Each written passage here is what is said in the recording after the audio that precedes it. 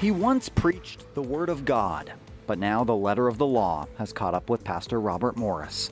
Cameras captured him handcuffed, escorted out of an Oklahoma court after pleading guilty to 5 counts of lewd or indecent acts with a child. Cameras also captured the woman who waited 4 decades for justice. Cindy Clemishire says Morris sexually abused her for years in the 1980s, starting when she was just 12. People should not be able to do this to children or to adults and get away with it. Now, more than a year after her story made headlines and led the once powerful megachurch pastor to resign, Clemishire says she has a new beginning. Quote, "I leave this courtroom today not as a victim, but a survivor." I was very sexually immoral as a teenager. Morris preached to his Gateway Church in Southlake of his past, quote, sins. They were crimes.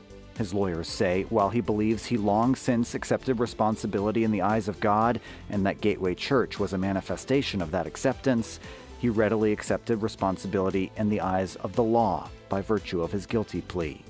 Gateway declined to comment.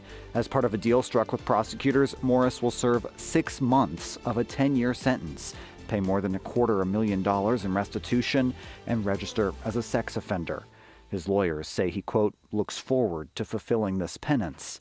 The pastor, who once advised a president and preached weekly to a flock 100,000 strong, is now one of 137 inmates in a county jail. Reporting from Dallas, I'm Cole Sullivan. Morris's history had a major impact on Gateway Church beyond losing their senior pastor. Just months after Morris resigned, Gateway removed multiple church elders, saying all but 3 of them knew about Morris's history with Clemishire. The main church in Southlake also cut services and staff after a drop in attendance and in donations. And earlier this year, Morris sued Gateway, seeking more than $1 million in deferred compensation and retirement benefits.